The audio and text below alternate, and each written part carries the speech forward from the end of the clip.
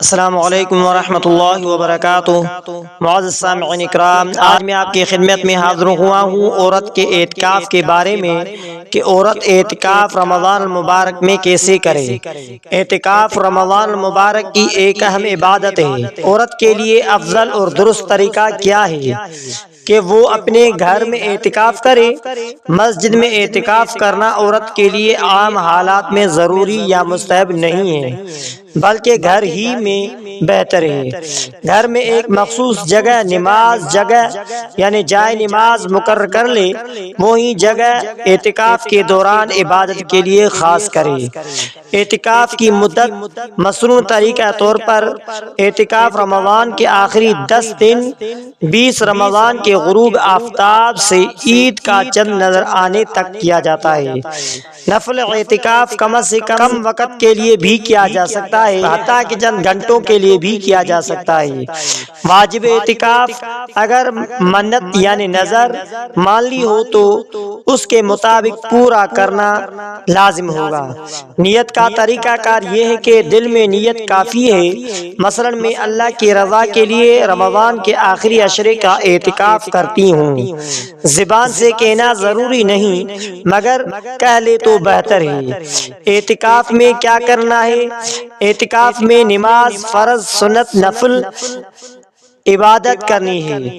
تلاوت قرآن کریم، ذکر و اذکار، کثرت درود شریف، دعا، دینی کتب کا مطالعہ وغیرہ کرنا ہے۔ اس کے ساتھ توبہ استغفار بھی کرنا ہے۔ عورت اعتکاف کے دوران کن صورتوں میں اپنی جگہ چھوڑ سکتی ہے؟ مجبوریوں میں اعتکاف کی جگہ چھوڑ سکتی ہے، مثلا طہارت، باتھ روم کی ضرورت کے لیے، ضروری کھانا لینا اگر کوئی دینے والا نہ ہو تو، شدید بیماری یا ہنگامی ضرورت میں، غیر ضروری بات چیت، میل جول یا گھریلو کاموں میں مشغول ہونا اعتکاف کے مقصد کے خلاف ہے۔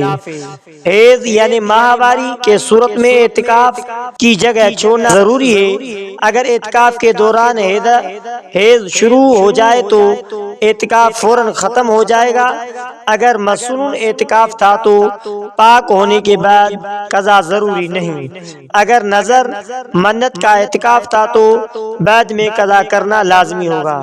شوہر کی اجازت، شادی شدہ عورت کے لیے اعتکاف سے پہلے شوہر کی اجازت لینا ضروری ہے۔ بغیر اجازت کے عورت کو اعتکاف کرنا صحیح نہیں ہے۔ اعتکاف ٹوٹنے کی صورتیں: بلا ضرورت جگہ چھوڑ دینا، اعتکاف ٹوٹ جاتا ہے۔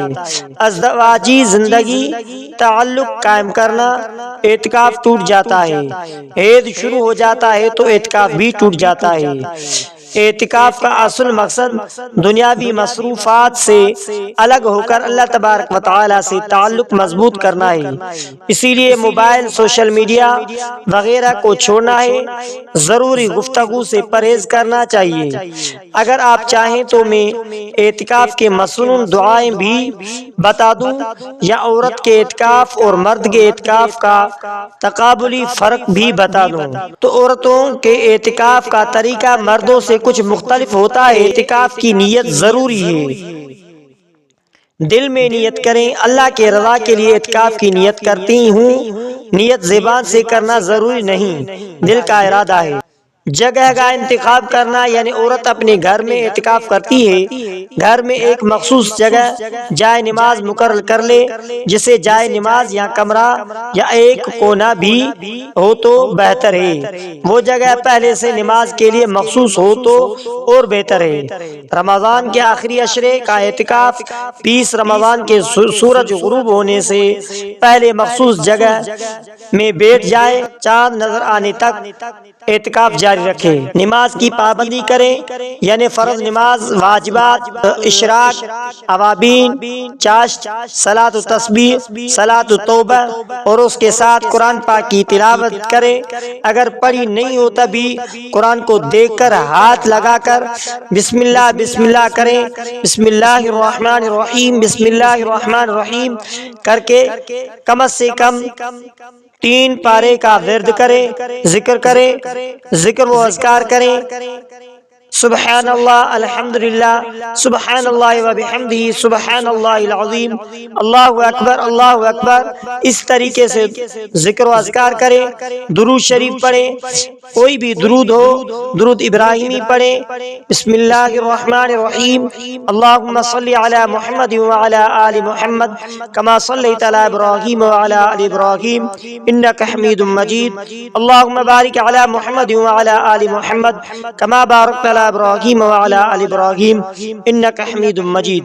اور دعائے استغفار کریں، استغفر اللہ ربی من کل ذنب واتوب الیہ، استغفر اللہ الذی لا الہ الا هو الحی القیوم واتوب الیہ، استغفر اللہ ربی من کل ذنب واتوب الیہ، استغفر اللہ الذی لا الہ الا هو الحی القیوم واتوب الیہ۔ اگر یہ نہیں آتا، عربی عبارت نہیں آتی، تو کم از کم یہ کہے یا اللہ میرے گناہوں کو معاف فرما، یا اللہ میرے گناہوں کو معاف فرما، یا اللہ میرے گناہوں کو معاف فرما۔